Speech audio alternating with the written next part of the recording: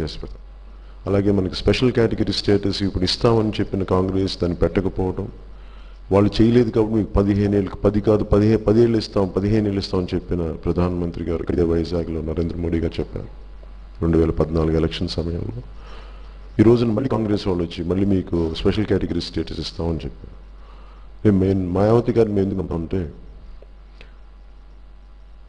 45,000 కోట్ల బడ్జెట్ ఉన్న ఉత్తరప్రదేశ్ని 2007లో 3 లక్షల కోట్ల బడ్జెట్కి దాన్ని తీసుకెళ్లారు.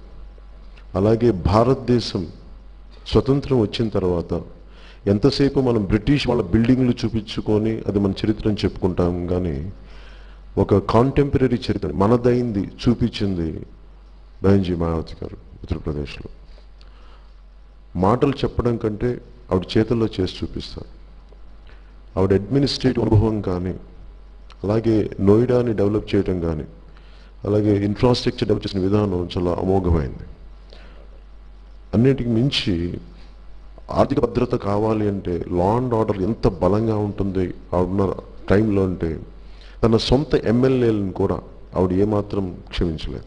తప్పులు చేస్తే వాళ్ళను కూడా చట్టాలకి ఎవరు అతీతులు కాదని చెప్పి వాళ్ళని నడి రోడ్లు కూడా నడిపించిన విధానాలు పరిస్థితులు కూడా జరిగాయి. కానీ మనకున్న ముఖ్యమంత్రులు కానీ వీళ్ళు కానీ వాళ్ళ ఎమ్మెల్యేలు భయంకరమైన తప్పులు చేస్తున్నారు. ప్రతిపక్ష నాయకులు సంబంధించిన నాయకులు భయంకరమైన తప్పులు చేసిన పట్టించుకునే ప్రశ్న. కానీ అత్యంత టఫ్ ప్లేస్ అది, పెద్ద రాష్ట్రం. అలాంటి చోట్ల ఉత్తరప్రదేశ్లో బహన్జీ మాయావతి గారు లా అండ్ ఆర్డర్ కానీ, ఎకనామిక్ ప్రాస్పెరిటీ కానీ, ఎకనామిక్ డెవలప్మెంట్ కానీ, అలాగే సోషల్ వెల్ఫేర్ స్కీమ్స్ కానీ చాలా అద్భుతంగా చేశారు. ఈరోజు మాయావతి గారికి మనస్ఫూర్తిగా ఆంధ్రప్రదేశ్ ప్రజల తరపున ధన్యవాదాలు తెలుపుకున్నాం. స్పెషల్ కేటగిరీ ఆవిడ ప్రధానమంత్రి నరేంద్ర మోదీ గారు చేయలేకపోయారు, కాంగ్రెస్ నాయకులు చేయలేకపోయారు. కానీ ఆవిడ స్పెషల్ కేటగిరీ స్టేటస్ మాట ఇచ్చారంటే తప్పరు. ఆవిడ పెద్ద మనసుతోటి ఆంధ్రప్రదేశ్కి స్పెషల్ కేటగిరీ స్టేటస్ నేను ప్రధానమంత్రి అవగానే ఇస్తానని చెప్పినందుకు మనస్ఫూర్తిగా బహన్జీ మాయావతి గారికి మనస్ఫూర్తిగా ధన్యవాదాలు తెలుపుకున్నాను. Thank you. I'm wholeheartedly grateful for Bhenji Mayawati for extending her support to grant special status for the state of Andhra Pradesh, where BJP and Congress both collectively failed. And she's not a leader not of mere words, she's a leader of action. She will do it. And I'm truly grateful to her for giving us that she could grant special category status as soon as she ascends the throne of Prime Minister. Thank you.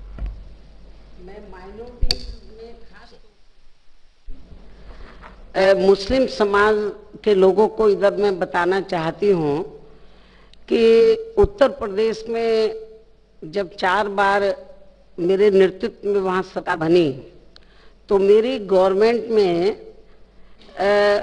Minorities में खास तौर से मुस्लिम समाज का विशेष ध्यान रखा गया और मेरी गवर्नमेंट में कोई वहाँ पर दंगे नहीं हुए, कोई हिंदू मुस्लिम सांप्रदायिक तनाव पैदा नहीं हुआ। सब लोग मिलकर चले और उनके डेवलपमेंट का भी पूरा ध्यान रखा। ये भी, और यहाँ पर जब हमारी गवर्नमेंट बनती है तो सर्व समाज में माइनॉरिटी भी आता है, मुस्लिम समाज भी, तो उत्तर प्रदेश के पैटर्न पर यहाँ पर भी उनके हितों का हर स्तर पर पूरा ध्यान रखा जाएगा। तो हाँ, और इसके अलावा मैंने ठीक है,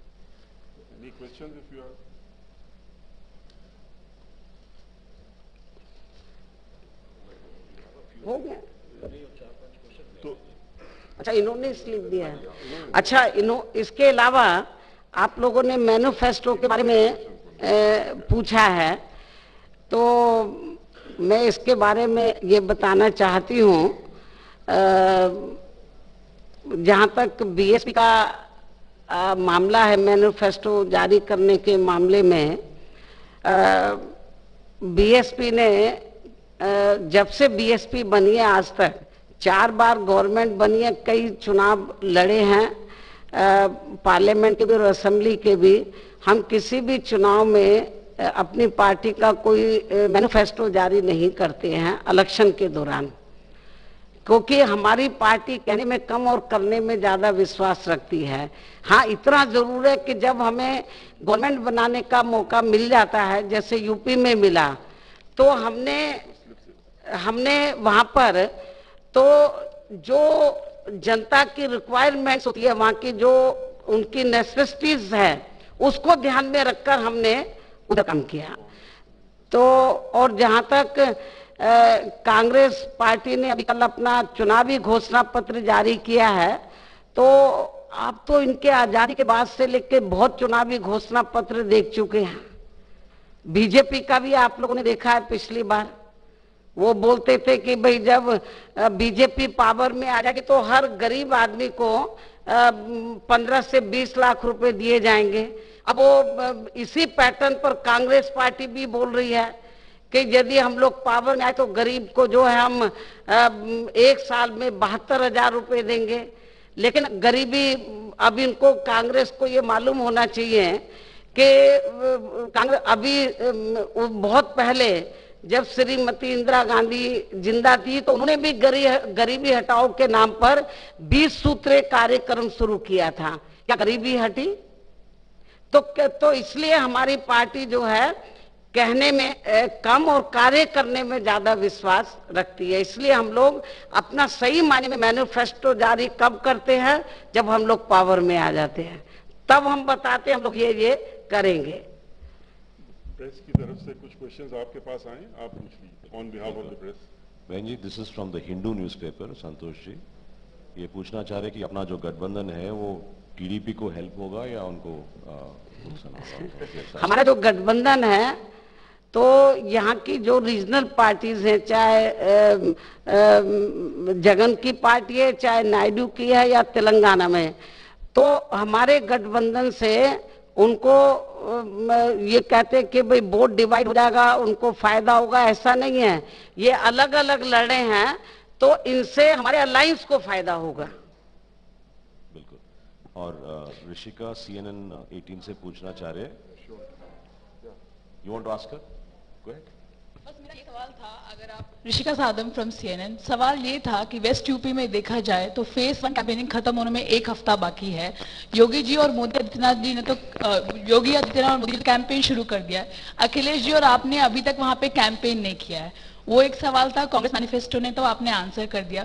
पवन कल्याण जी ने तो ओपनली सपोर्ट डिक्लेयर कर दिया कि आपको पीएम बनना चाहिए। आपकी राय क्या है? आप भी कंटेंडर्स बनेंगे 2019 के बाद उसमें? देखो, जहां तक मेरा पीएम बनने का सवाल है तो ये मैं आपको बताना चाहती हूँ कि अभी इलेक्शन चल रहा है।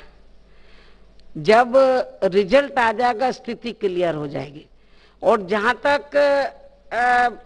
उत्तर प्रदेश में पश्चिमी यूपी का आपने कहा कि वहां पर अभी आपने चुनाव प्रचार शुरू नहीं किया है, तो मेरे ख्याल घबराने की जरूरत नहीं है, आपको भी नहीं है और दूसरी पार्टी को भी घबराने की जरूरत नहीं है, क्योंकि मेरा 7 अप्रैल से तो वहां पर चुनाव अभियान जो है हमारा शुरू हो जाएगा। और पहली रैली जो है बिग रैली 7 अप्रैल को, तो वहां पर 3-4 लोकसभा की जो सीटें जिसका सेंटर पॉइंट जो है दीवन पड़ता है वहां पर होगी। और वहां पर समाजवादी पार्टी के जो अध्यक्ष हैं श्री अखिलेश यादव भी होंगे और लोकदल के जो अध्यक्ष हैं श्री अजीत सिंह भी होंगे। तो हमारी जो हम लोग शुरुआत कर रहे हैं वो 7 अप्रैल से कर रहे हैं, क्योंकि वहां पर पहले चरण में तो ज्यादा सीटों पर वोटिंग नहीं हो रहा, ज्यादा लोकसभा की बहुत कम सीटों पर हो रहा है। तो उसके हिसाब से हमने प्रोग्राम अपना उधर का पश्चिमी यूपी का बनाया है। लेकिन इसके अलावा पहले चरण में कुछ जिन जिन राज्यों में पहले चरण में चुनाव हो रहे हैं तो उसका भी हमको ध्यान रखना चाहिए। तो